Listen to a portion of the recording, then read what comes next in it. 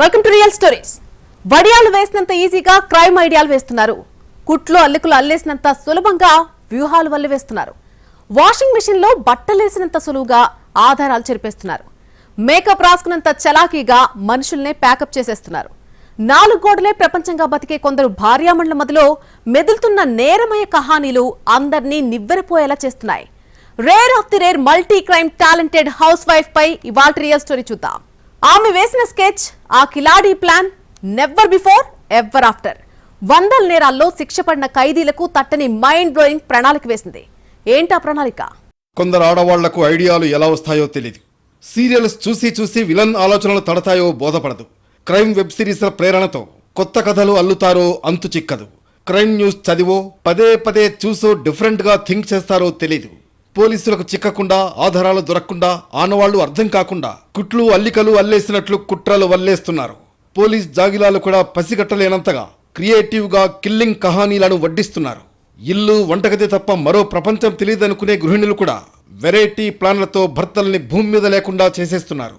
ఉత్తరప్రదేశ్లో ఓ భార్యామణి అందరికంటే భిన్నంగా ఆలోచన చేసింది.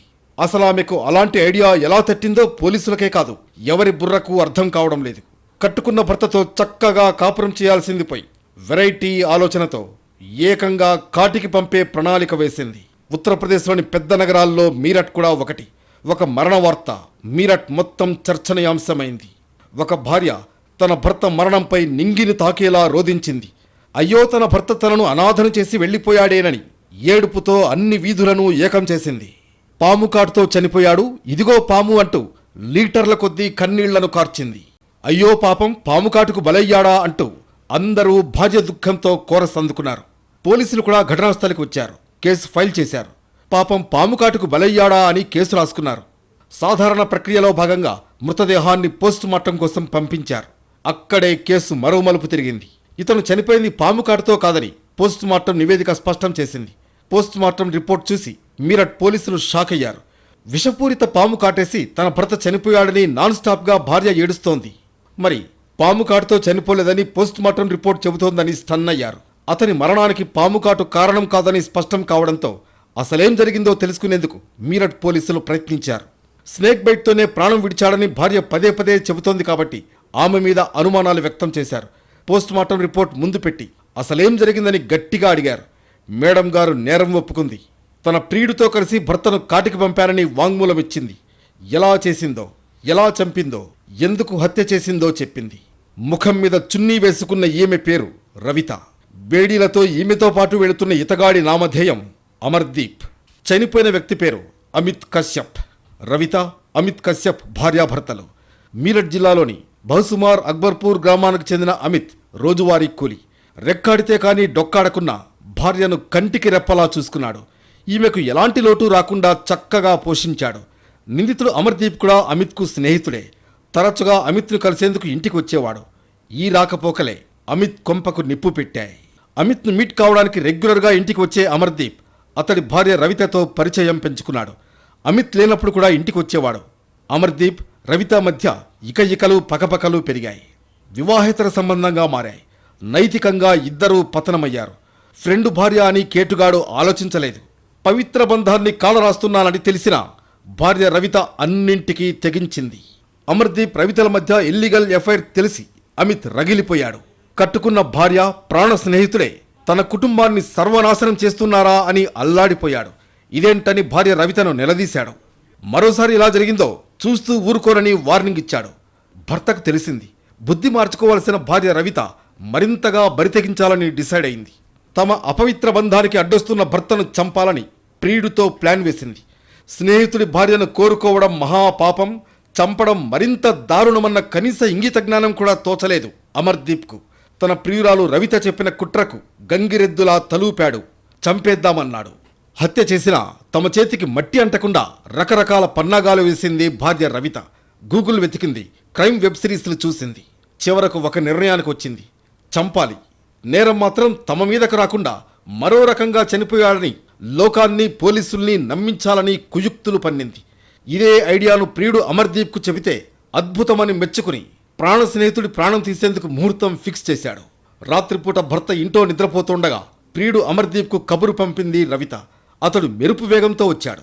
ఇద్దరూ కలిసి అమిత్పై దాడి చేశారు. రవిత కాళ్ళు చేతులు పట్టుకోగా అమర్దీప్ గొంతు నులిమాడు. అక్కడికక్కడే ప్రాణం విడిచాడు. ముందే అనుకున్నట్లు అమిత్ కశ్యప్ను చంపేశారు. అప్పటికే సిద్ధం చేసుకున్న క్లైమాక్స్ ప్లాన్ను కూడా పట్టాలెక్కించారు. నేరం తమ మీదకి రాకుండా స్నేక్ స్ట్రాటజీ బయటకు తీశారు. హత్య చేసిన తర్వాత రాత్రి అతడి దుస్తుల్లోకి పామును వదిలింది.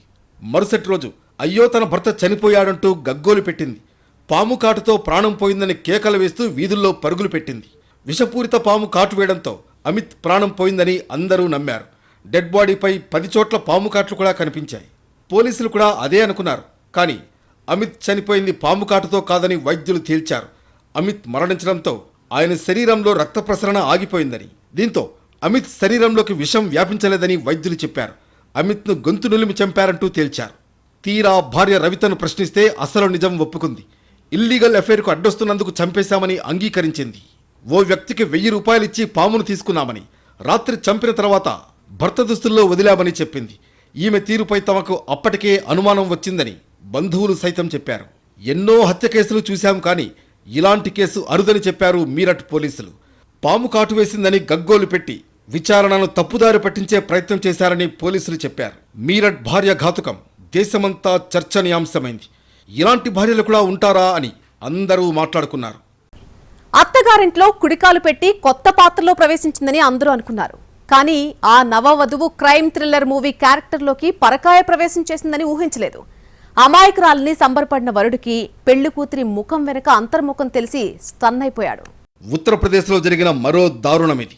పెళ్లైన 2 వారాలకే భర్తను హత్య చేయించింది. సుపారీ గ్యాంగ్కు డబ్బులిచ్చి భర్త ప్రాణం తీసింది. తీరా తనకు తెలియదంటూ నాటకాలాడింది. చివరికి ఒక్కో ఆధారం పేర్చుకుంటూ పోతే భార్యే సూత్రధారి అని పోలీసుల విచారణలో తేలింది. 2025 మార్చి 19 పొలంలో కాల్పుల కలకలం. పొలం దగ్గర కాల్పులు కలకలం సృష్టించాయి. కొందరు వ్యక్తులు కాల్పులు జరపడంతో దిలీప్ అనే వ్యక్తి అక్కడే కుప్పకూలిపోయాడని స్థానికులు పోలీసులకు సమాచారం అందించారు. వెంటనే ఘటనా స్థలానికి చేరుకున్న పోలీసులు రక్తపు మడుగులో ఉన్న దిలీప్ను వెంటనే బిధునాలోని కమ్యూనిటీ హెల్త్ సెంటర్కు తరలించారు. పరిస్థితి విషమంగా ఉండడంతో దిలీప్ను సైఫాయి ఆసుపత్రికి తీసుకువెళ్లారు. అక్కడి నుంచి మధ్యప్రదేశ్లోని గ్వాలియర్కు తరలించారు. తిరిగి మార్చి 20న ఔరయ్యాలోని ఆసుపత్రికి తరలించారు. ఆ తర్వాత ఒక్కరోజుకే దిలీప్ ప్రాణం విడిచాడు. ఎన్ని ఆసుపత్రులు తిరిగినా దిలీప్ ప్రాణం దక్కలేదు.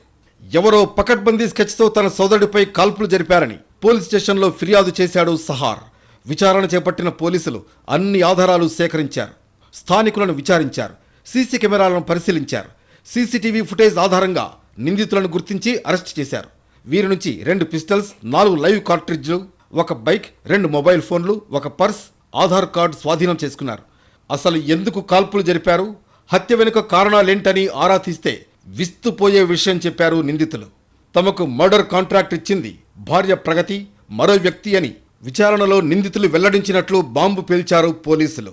దిలీప్ హత్య కేసులో భార్య పేరు తెరపైకి రావడంతో కుటుంబ సభ్యులు, బంధువులు షాక్ అయ్యారు. కొత్తగా పెళ్లైందని, అన్యోన్యంగా కనిపించాలని, కొత్త పెళ్లి కూతురు మనసులో ఇంత కుట్ర దాగుందని తెలుసుకోలేకపోయామని ఆవేదన వ్యక్తం చేశారు. అసలు ఎవరితో కలిసి హత్య చేయించింది, ఎందుకు కట్టుకున్న భర్తను పొట్టన పెట్టుకుందని ఆరా తీస్తే కుట్రకు కారణమైన అసలు కథలుగా బాహ్య ప్రపంచానికి తెలిసింది. ప్రగతి యాదవ్, అనురాగ్ యాదవ్ ప్రేమించుకున్నారు. 4 ఏళ్లు లవ్లో ఉన్నారు. పెళ్లి చేసుకోవాలనుకున్నారు.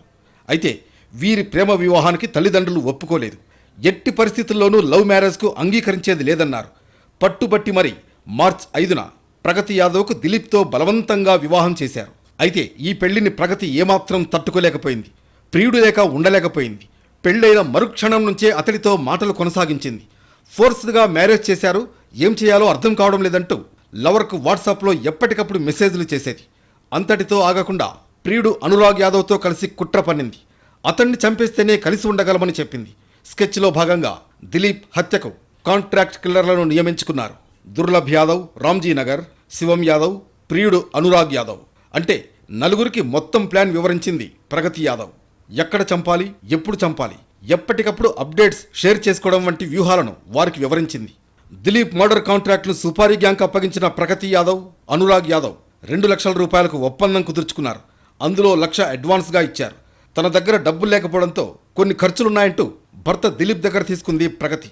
అంటే అతడి డబ్బులతోనే అతడి ప్రాణం తీసేందుకు సుపారీ ఇప్పించిన కిలాడి ప్రగతి యాదవ్. క్రేన్ ఆపరేటర్గా పనిచేసే దిలీప్ పని ముగించుకుని ఇంటికి బయలుదేరే టైంలో భార్యకు ఫోన్ చేశాడు. ఇంటికి వస్తున్నానని, ఏమైనా తీసుకురావాలా అని అడిగాడు. ఇదే అదనుగా భావించిన భార్య ఎక్కడున్నావు, ఏ ఏరియాలో ఉన్నావంటూ ప్రేమగా వాకపు చేసింది. లొకేషన్ను షేర్ చేయమంది. కొత్త పెళ్లి కూతురు అంత ఆప్యాయంగా అడగటంతో లొకేషన్ను వాట్సాప్ చేశాడు దిలీప్. భర్త లొకేషన్ను ప్రియుడు అనురాగ్కు వెంటనే షేర్ చేసింది ప్రగతి. అతను సుపారీ గ్యాంగ్ సభ్యులకు చేరవేశాడు. లొకేషన్ను ట్రాక్ చేసి దిలీప్ను ఫాలో అయ్యారు సుపారీ గ్యాంగ్ సభ్యులు. ఈ దృశ్యాలు సీసీ ఫుటేజ్లోనూ ఉన్నాయి. ఒకచోట ఆగి తమ కారు చెడిపోయింది, హెల్ప్ చేయాలని అడిగారు. దీంతో వారికి సాయం చేసేందుకు వారితో పాటే బైక్ మీద బయలుదేరాడు దిలీప్. ఈ ఫుటేజ్ కూడా సీసీ కెమెరాల్లో రికార్డైంది. ఒకచోట బైకును ఆపిన నిందితులు కారు ఎక్కడా అంటూ దిలీప్ ప్రశ్నించడంతో అటాక్ చేయడం మొదలుపెట్టారు. చివరికి లోకల్ మేడ్ పిస్టల్తో ఏకంగా తలపై కాల్చారు. అక్కడికక్కడే దిలీప్ కుప్పకూలిపోవడంతో ఇక చనిపోయాడనుకుని పరారయ్యారు. అయితే అటుగా వెళుతున్న స్థానికులు కొన ఊపిరితో ఉన్న దిలీప్ను ఆసుపత్రికి తరలించారు. అనేక ఆసుపత్రులు తిరిగినా ప్రాణం కోల్పోయాడు దిలీప్. దిలీప్ సోదరుడి కంప్లైంట్తో రంగంలోకి దిగిన పోలీసులు అనేక కోణాల్లో విచారణ మొదలుపెట్టారు. ఎవరు చంపారు, ఎందుకు చంపారు, ఈ సుపారీ గ్యాంగ్ ఎవరంటూ ఆరా తీశారు. మృతుడి కుటుంబ సభ్యులను విచారించారు. భార్య ప్రగతి యాదవ్ తీరు అనుమానాలను రేకెత్తించింది. ఆమె కాల్ డేటాను పరిశీలించారు. అటు దాడి జరిగిన ప్రదేశంలోని రోడ్డు వెంబడి ఉన్న సీసీటీవీ ఫుటేజ్లను ఎగ్జామిన్ చేశారు. ఆ దృశ్యాల ఆధారంగా సుపారీ గ్యాంగ్లో కొందరిని అదుపులోకి తీసుకుని విచారించారు. ప్రగతి యాదవ్, అనురాగ్ యాదవ్లే తమకు మర్డర్ కాంట్రాక్ట్ ఇచ్చారని నిందితులు చెప్పారు. దీంతో పోలీసుల అనుమానమే నిజమైంది. ప్రగతి యాదవ్, ఆమె ప్రియుడు అనురాగ్ను అరెస్ట్ చేశారు.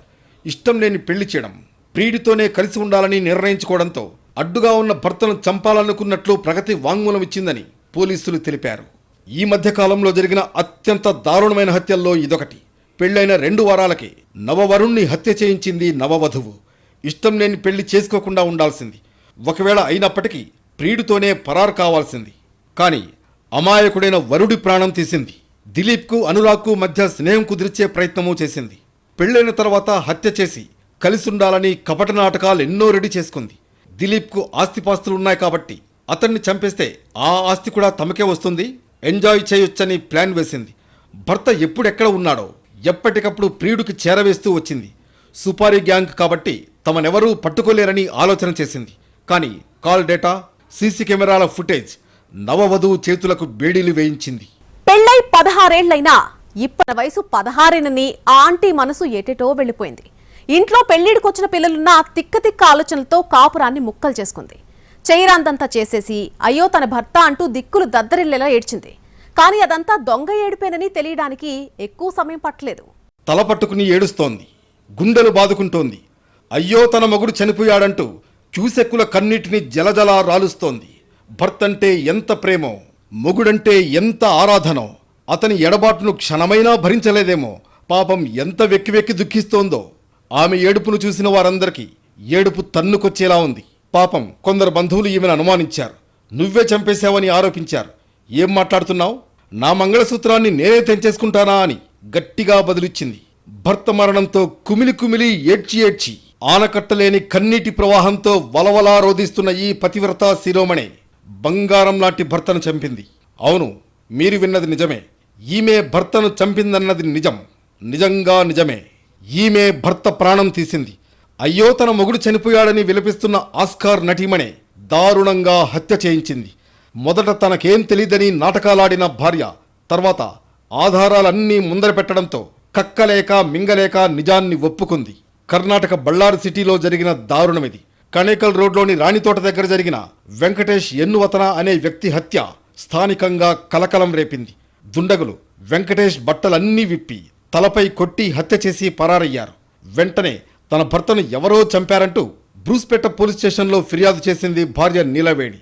అయితే బంధువులు మాత్రం భార్యపైనే అనుమానాలు వ్యక్తం చేయడంతో ఆ దిశగా ఇన్వెస్టిగేషన్ చేసిన పోలీసులు అసలు నిజాలన్నీ రాబట్టారు. భార్య కాల్ డేటా పరిశీలించారు. హత్య జరగడానికి ముందు, జరిగిన తర్వాత ఆమెకు ఏ ఫోన్ నుంచి కాల్స్ వచ్చాయి, ఏ నెంబర్కు ఆమె కాల్స్ చేసింది వంటి డీటెయిల్స్ అన్నీ సేకరించారు. తీరా అన్ని ఆధారాలు ఆమె దగ్గరకే చేరాయి. భర్త హత్యకు సూత్రధారి ఈమె అని పోలీసులు తేల్చారు. వెంకటేష్ నీలవేణికి పెళ్లై 16 ఏళ్లయింది. 3 పిల్లలు పుట్టారు. 2 కుమార్తెలు, 1 కుమారుడు. షామియానా వ్యాపారం చేసే ఆనంద్తో ఒక ఫంక్షన్లో నీలవేణికి పరిచయం ఏర్పడింది. ఈ పరిచయం వివాహేతర సంబంధానికి దారితీసింది. ఇరుగు పొరుగు భార్య అఫైర్ గురించి చెప్పినా పట్టించుకోని వెంకటేష్ తనే స్వయంగా చూసి నిర్ఘాంతపోయాడు. చివరికి తన ఇంట్లో జరిగిన ఫంక్షన్కు తన ప్రియుడు ఆనంద్తోనే షామియానా వేయించింది. ఈ సమయంలో ఇద్దరితోనూ వెంకటేష్కు గొడవ జరిగింది. ఇంత ద్రోహం చేస్తారా అని ఇద్దరిపైన కేకలు వేశాడు. మరోసారి ఇలా చేస్తే ఊరుకునేది లేదని హెచ్చరించాడు. దీంతో తమ వివాహేతర సంబంధానికి భర్తే అడ్డుగా ఉన్నాడని రగిలిపోయింది నీలవేణి. పక్కా ప్లాన్తో భర్తను చంపేసి ఆనందంగా ఉందామని ప్రియుడు ఆనంద్కు చెప్పింది. నీలవేణి మాటలకు ఐస్ అయిన ఆనంద్ తన స్నేహితులతో కలిసి హత్యకు ప్లాన్ వేశాడు. భర్త ఎప్పుడెక్కడున్నాడు, ఎక్కడి నుంచి బయలుదేరతాడు వంటి వివరాలను ఎప్పటికప్పుడు ప్రియుడికి చేరవేసింది. దీంతో ఒకరోజు తెల్లవారుజామున బళ్ళారి కణేకల్ రోడ్లోని రాణితోట దగ్గర వెంకటేష్ను అడ్డుకుని దాడి చేసి ఘోరంగా చంపేసి పరారయ్యారు ఆనంద్ అతడి స్నేహితులు. అయినా హత్యతో తనకేం సంబంధం లేదన్నట్లుగా మొదట నాటకాలాడింది. చివరకు నిజాలన్నింటినీ పోలీసులు వెలుగులోకి తేవడంతో జైలు పాలైంది. నీలవేణి, వెంకటేష్తో పాటు హత్య చేసిన అందరినీ అరెస్టు చేసి రిమాండ్కు తరలించారు పోలీసులు.